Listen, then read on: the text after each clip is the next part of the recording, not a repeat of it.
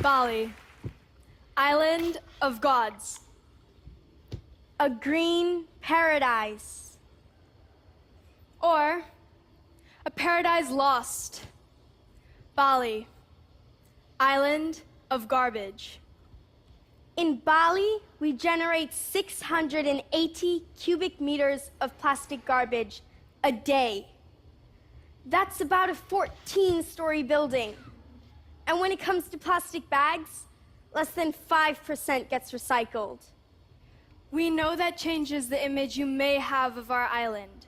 It changed ours too when we learned about it. When we learned that almost all plastic bags in Bali ends up in our drains, and then in our rivers, and then in our ocean. Bali, Pulau Para Dewa, surga hijau atau surga yang hilang. Bali kini menjadi pulau sampah. Di Bali, kita menghasilkan 680 meter kubik sampah plastik setiap hari. Itu setara dengan gedung 14 lantai. Kurang dari 5% kantong plastik yang didaur ulang. Hal ini mengubah pandang kami saat kami tahu bahwa hampir semua plastik berakhir di saluran air, sungai, dan laut. And those that don't even make it to the ocean, they're either burned or littered. So we decided to do something about it. And we have been working for almost 3 years now to try to say no to plastic bags on our home island. And we have had some significant successes. We are sisters, and we go to the best school on earth, Green School Bali. Green School is not only different in the way that it is built out of bamboo, but also in the way that it teaches. We are taught to become leaders of today, something a normal textbook cannot match. One day, we had a lesson in class where we learned about significant people, like Nelson Mandela, Lady Diana, and Mahatma Gandhi. Walking home that day, we agreed that we also wanted to be significant. Why should we wait until we were grown up to be significant? We wanted to do something now. Sitting on the sofa that night, we brainstormed and thought of all the issues facing Bali. And one thing that stood out to us the most was the plastic garbage. But that is a huge problem. So we looked into what was a realistic target for us kids. Plastic bags. Kami adalah kakak beradik dari Green School Bali. Di sana kami dididik untuk menjadi pemimpin masa kini.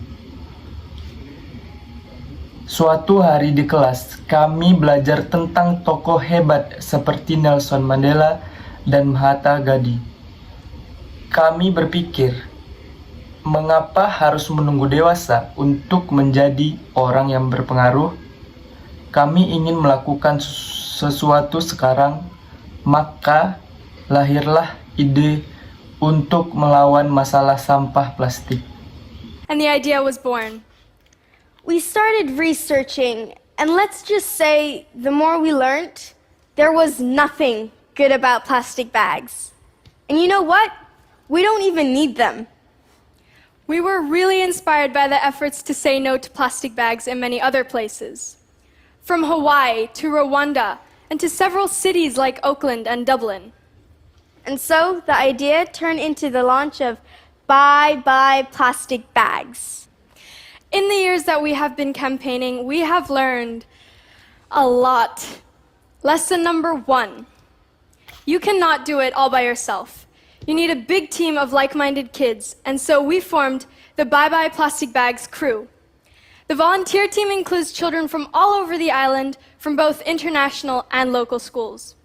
And together with them, we started a multi-layered approach based on an on- and offline signature petition, educational and inspirational presentations at schools. Pelajaran pertama, Anda tidak bisa bekerja sendiri. Anda butuh tim yang memiliki visi yang sama. Kami membentuk kru Bye Bye Plastic Bags yang berisi sukarela.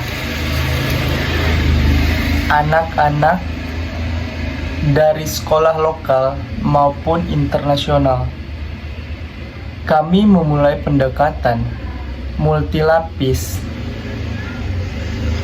mulai dari petisi tanda tangan hingga presentasi edukatif di sekolah-sekolah. We raise general awareness at markets, festivals, beach cleanups. And last but not least, we distribute alternative bags.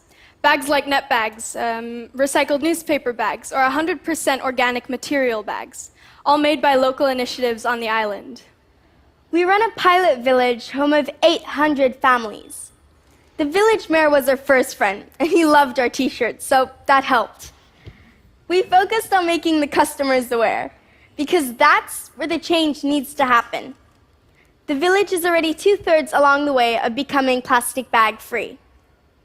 Our first attempts to get the government of Bali on board failed.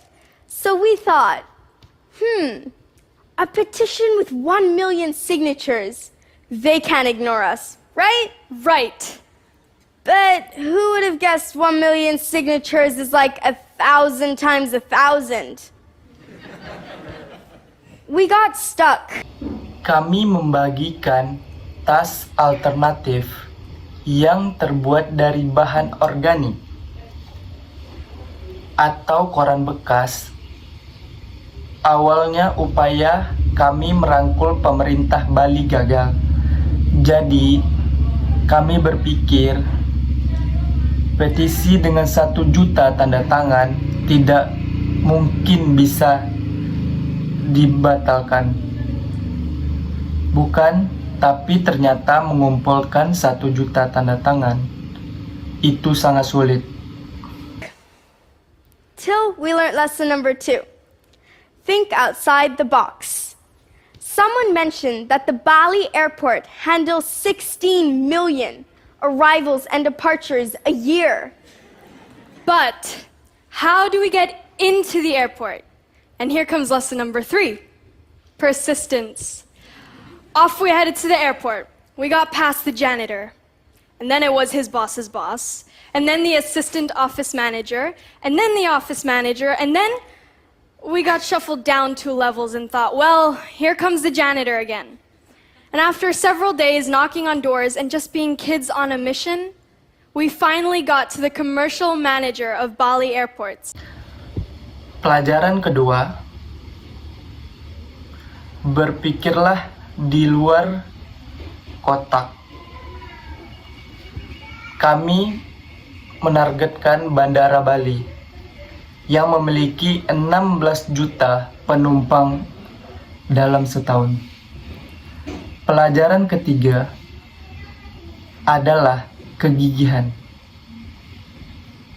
Kami melewati petugas, kebersihan, manajer kantor, hingga akhirnya bertemu manajer komersial Bandara Bali hanya dengan bermodal keberanian sebagai anak-anak yang memiliki misi-misi. And we gave him the plastic bag speech, and being a very nice man, he said, I cannot believe what I'm about to say, but I'm going to give you authorization to collect signatures behind customs and immigration.